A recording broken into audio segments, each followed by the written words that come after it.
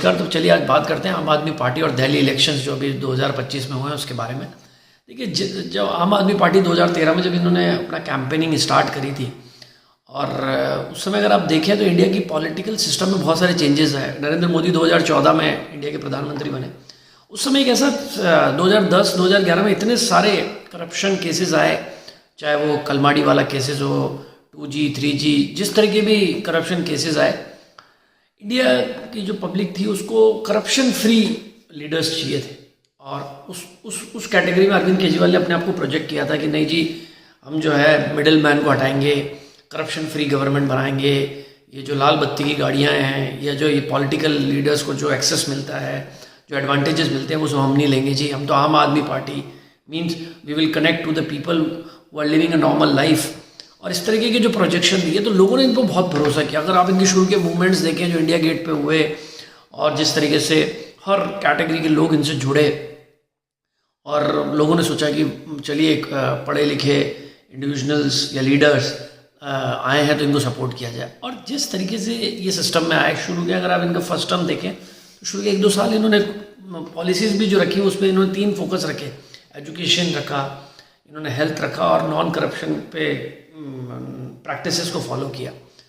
लेकिन जैसे जैसे पार्टी थोड़ी सी बड़ी होती गई, पावर में आने लगे, तो 2-3 साल बाद एक तरीके से इनका डीफोकस होना स्टार्ट हुआ और ये उन्हीं के साथ जाकर मिलने लगे या उन्हीं के साथ जाकर इन्होंने अलाइनमेंट कर लिया जिनके खिलाफ ही खड़े हुए थे। और उस समय जो लोगों को एकदम से सेटबैक लगा कि यार ये क्या हुआ, मतलब हमने उस पार्टी को सपोर्ट किया जो एक सिस्टम के खिलाफ लड़े और ये उसी सिस्टम में जाके मिल गए और सब कुछ किया उन्होंने। इसके बाद जो एक पॉलिटिकल सिस्टम में जिस तरीके से एक चीज़ें होती हैं वो सब करप्शन वगैरह सब चीज़ें चली इनकी।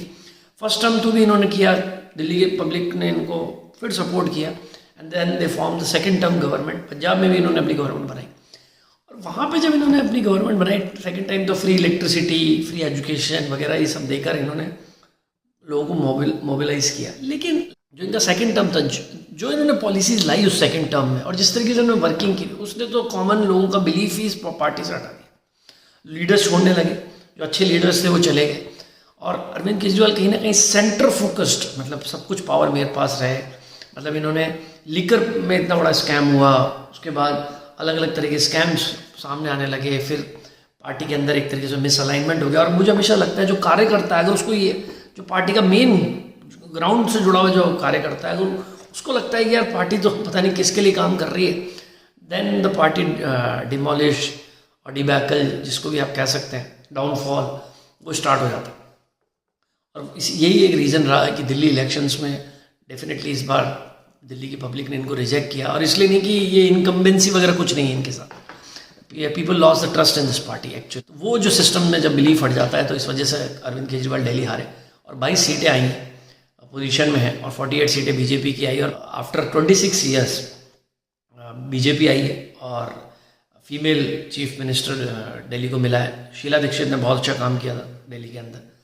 सुषमा स्वराज दिल्ली की बहुत अच्छी पॉलिटिकल लीडर थी।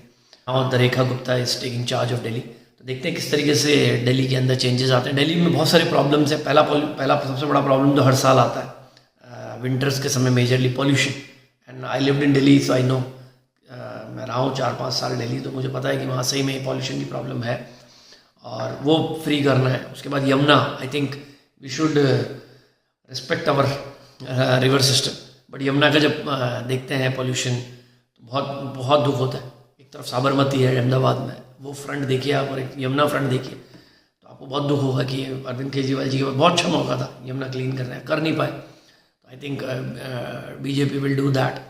और बहुत सारी चीज़ें हैं इंफ्रास्ट्रक्चर के अंदर, जिस तरीके से दिल्ली वैसे बहुत अच्छी इंफ्रास्ट्रक्चर है, लेकिन अब नेक्स्ट लेवल जाना है क्योंकि बेंचमार्किंग क्रिएट करनी है। तो ये सब काम होने चाहिए और यही सब काम जो होते हैं वो एक कैपिटल, नेशनल कैपिटल है Delhi.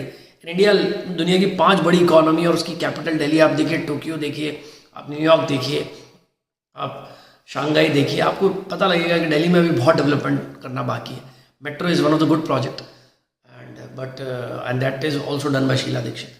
But I think BJP will do tremendous work in Delhi because central और chief minister different double engine सरकार जिसको बोला जाता है, ये सब होगा। सो आई थिंक मुझे ऐसा लगता है, मैं बस ये समराइज़ ये करना चाहता हूँ कि जो आम आदमी जो जुड़ा था आम आदमी पार्टी से। आई थिंक आम आदमी पार्टी के लीडर्स ने उनका ट्रस्ट तोड़ा है और बहुत सारे लोगों का बिलीव टूटा है। और फिर से एक आई थिंक ये पब्लिक ने ये कहा है कि if you do work for public will choose you, otherwise people will definitely reject you. तो वो और अरविंद केजरीवाल जी के साथ रहा है।